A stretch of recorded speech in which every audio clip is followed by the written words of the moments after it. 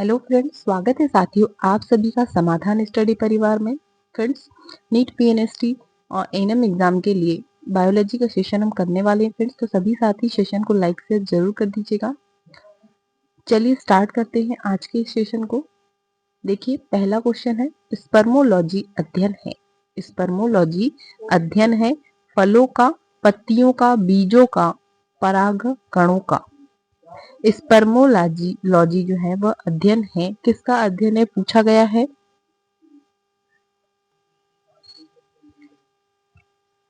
Option C correct answer होगा, SIDO का या बीज का। स्पर्मोलॉजी बीजों का अध्ययन कहा जाता है, spermology. Option C correct answer होगा। नेक्स्ट क्वेश्चन, फूल गोभी का वह भाग जो हम खाते हैं। पत्ती, फूल, तना, पुष्प क्रम। पत्ती, फूल, तना, पुष्प क्रम। फूल गोभी का वह भाग जो हम खाते हैं, आंसर होगा पुष्प क्रम, ऑप्शन डी। नेक्स्ट, पर्णिल लाइकेन का उदाहरण है। पर्णिल लाइकेन का उदाहरण है राइजोकार्पान, क्लैडोनिया, रिनोडिना, अस्त्रिया।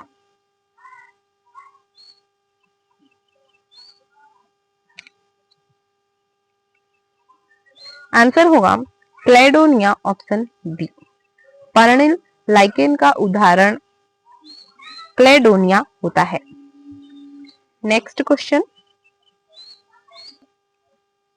मार्ग कोशिकाएं उपस्थित होती हैं अंत त्वचा में, बाह्य त्वचा में, जाइलम में, फ्लोएम में। मार्ग कोशिकाएं उपस्थित होती हैं,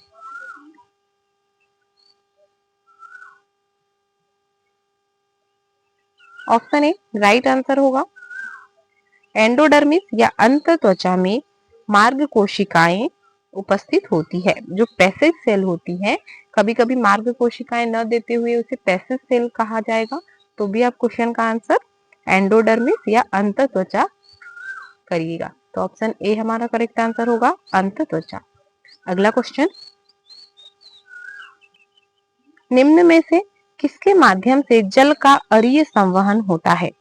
निम्न में से किसके माध्यम से जल का अरीय संवहन होता है। कोशवाह के, संकुश मृदुत्व की कोशिकाएं, संवाहनीय, संवाहनी एवं वाहनिकाएं।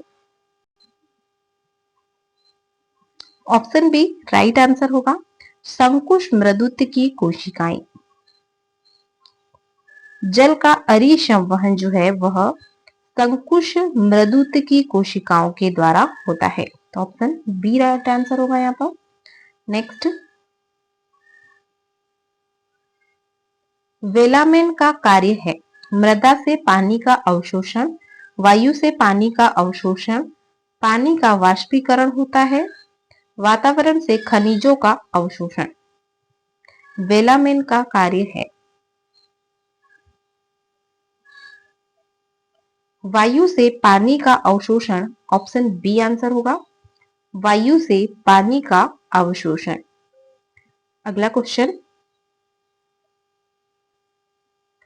सिंक संबंधित है फाइटोक्रोम से, खनिजों के संवहन से, प्रोटीन संवहन से, एंजाइम से।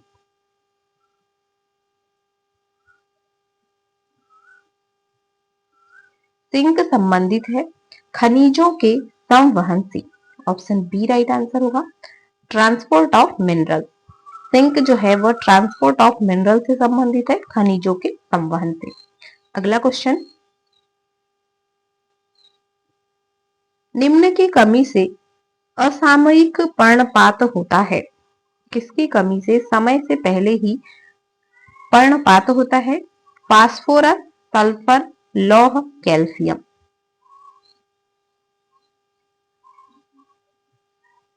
असामयिक पर्णपात फास्फोरस की कमी से होता है, तो ऑप्शन ए राइट आंसर होगा, फास्फोरस। अगला क्वेश्चन, जब प्रभावशाली एवं अप्रभावी एलील एक दूसरे को एक साथ प्रदर्शित करते हैं तब यह अवस्था कहलाती है। प्रभाविता, प्रबलता, सहप्रभाविता, आभासी प्रभाविता।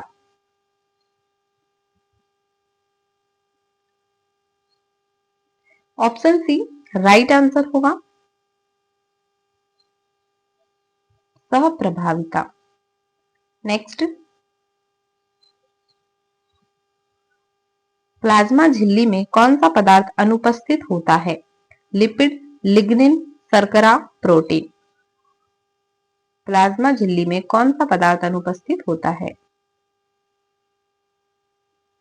आंसर होगा लिग्निन, ऑप्शन बी। नेक्स्ट, कौन सा प्लाज्मा प्रोटीन रक्त के जमाव में शामिल होता है? Oxytocin, albumin, fibrinogen, amylase. कौन सा प्लाज्मा प्रोटीन रक्त के जमाव में शामिल होता है? आंसर होगा fibrinogen, option C. Next, RBC का कब्रिस्तान किस अंग को कहते हैं? प्लीहा, यकृत, पेट, अग्नाशय। आरबीसी का कब्रिस्तान, आंसर होगा प्लीहा, ऑप्शन ए। नेक्स्ट, जब एक मेमोरी बी कोशिका प्रतिजन द्वारा सक्रिय होती है तो वह तीव्रता से संख्या में बढ़ती है और एक किसमें विभेदित होता है? टी लिम्फोसाइट, हेल्पर टी कोशिका, प्लाज्मा कोशिका, मेमोरी एनके कोशिका।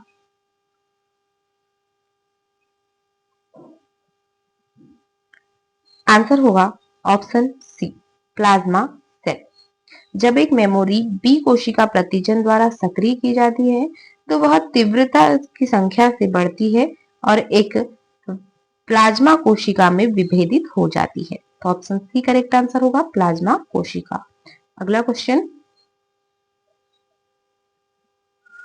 अधिग्रहित प्रतिरक्षा प्रणाली के मामले में किसके द्वारा एक द्वितीय प्रतिरक्षा प्रतिक्रिया उत्पन्न होती है?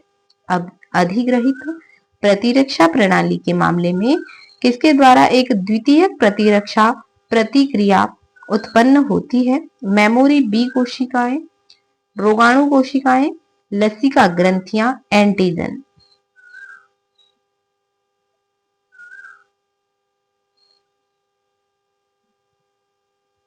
ऑप्शन ए राइट आंसर होगा, मेमोरी बी कोशिका। नेक्स्ट, एचआईवी शरीर की प्रतिरक्षा प्रणाली में कौन सी कोशिका को लक्षित करता है? हेल्पर टी कोशिकाएं, एनके कोशिकाएं, साइटोटॉक्सिक टी कोशिकाएं, बी लिम्फोसाइट। एचआईवी शरीर की प्रतिरक्षा प्रणाली में हेल्पर टी कोशिकाओं को लक्षित करता है। तो ऑप्शन ए राइट आंसर होगा, हेल्पर टी कोशिकाएं। नेक्स्ट, निम्नलिखित में से कौन सा रोग एचआईवी वायरस के द्वारा होता है?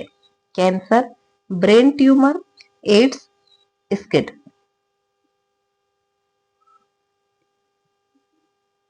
एचआईवी वायरस के द्वारा होने वाला रोग एड्स होता है, acquired immunodeficiency syndrome.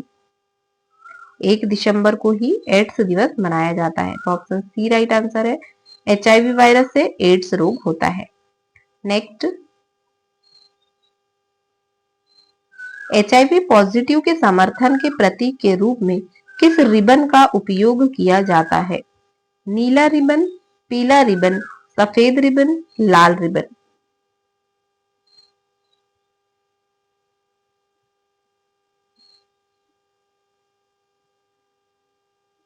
Positive के लिए रेड रिबन, जिसे लाल रिबन, एचआईवी पॉजिटिव के लिए लाल रिबन का यूज किया जाता है। तो ऑप्शन डी राइट आंसर होगा, लाल ribbon.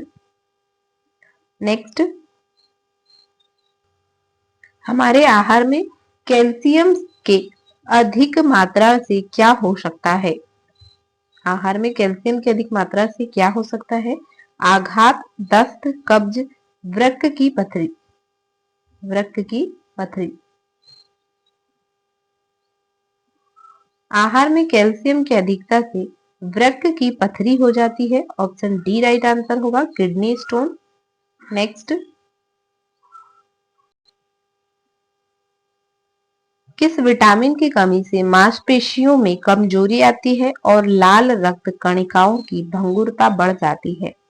Vitamin E, vitamin A, vitamin C, vitamin D. मांसपेशियों का जो है कमजोरी आना और लाल रक्त कणिकाओं में जो आरबीसी है उसकी भंगुरता का बढ़ना, ये विटामिन ई के कमी से होता है। ऑप्शन ए राइट आंसर होगा, विटामिन ई। नेक्स्ट, निम्नलिखित में से किसके बीच प्रेरित प्रजनन तकनीक का उपयोग किया जाता है?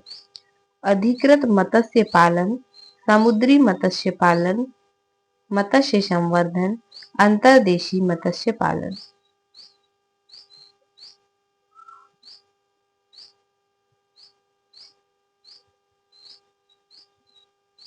प्रेरित प्रजनन तकनीक का उपयोग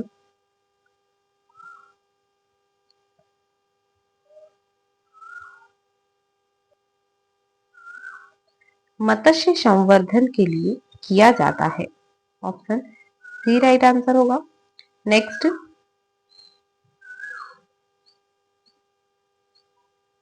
अंतर्देशीय मत्स्य पालन से क्या तात्पर्य है? समुद्र से मछलियों को पकड़ना, गहरे समुद्र में मछली पकड़ना, ताजे पानी में मछलियों को पकड़ना, उथला मत्स्य पालन। उथला मत्स्य पालन।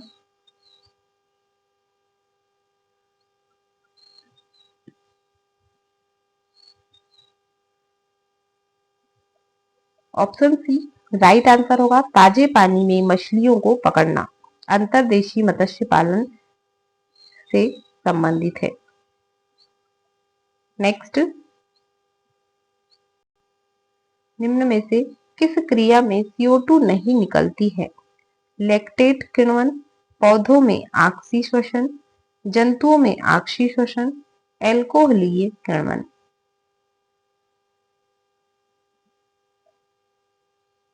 लैक्टेट किण्वन में CO2 नहीं निकलती है। ऑप्शन ए राइट आंसर होगा, लैक्टेट किण्वन। अगला क्वेश्चन, आलू कौन सी जाति से संबंधित है? सोलेनेसी, कंपोसिटी, ग्रामिनी, क्रूसीफेरी। आलू कौन सी जाति से संबंधित है? आंसर होगा Solanaceae, option A. Next,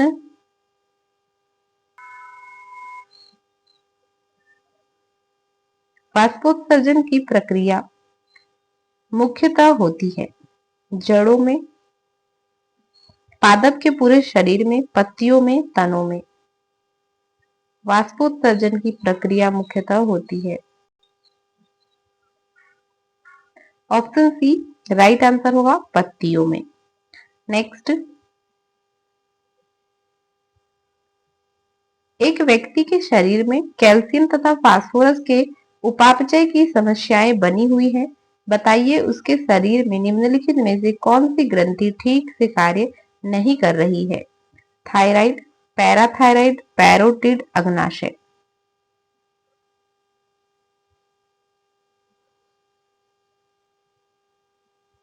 option B right answer होगा, पैराथायराइड। नेक्स्ट, निम्न में से किस एक पादप जोड़े में बीज नहीं होते बनते? फर्न और फ्यूनेरिया, फ्यूनेरिया तथा फाइकस, फाइकस तथा क्लैडिडोमोनास,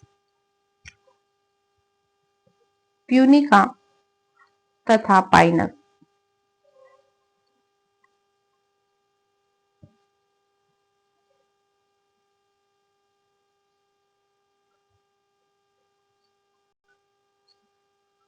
फर्न और फ्यूनेरिया पादप में जोड़े में बीज नहीं बनते।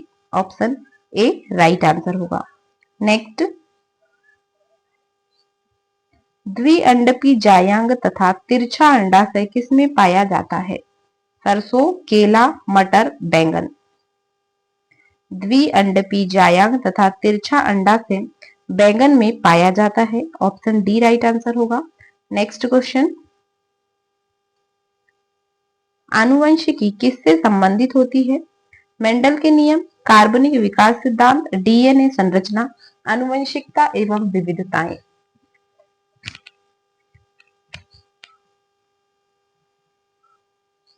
ऑप्शन डी राइट आंसर होगा, आनुवंशिकता एवं विविधताएं। नेक्स्ट,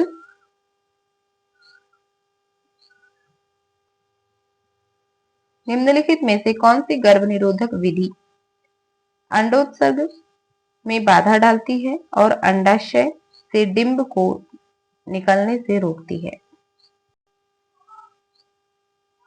डायाफ्राम, कॉपर टी, मौखिक गर्भनिरोधक गोलियां, नाला छेदन। आंसर होगा मौखिक गर्भनिरोधक गोलियां, ऑप्शन सी। नेक्स्ट, निम्नलिखित में से कौन प्रोटीन ऊर्जा कुपोषण है? रतौंधी, मैरस्मस, ग्वाइटर, अरक्तता या एनीमिया भी जिसे कहा जाता है। ग्वाइटर घेंगा, रतौंधी night blindness, marasmus option B right answer होगा।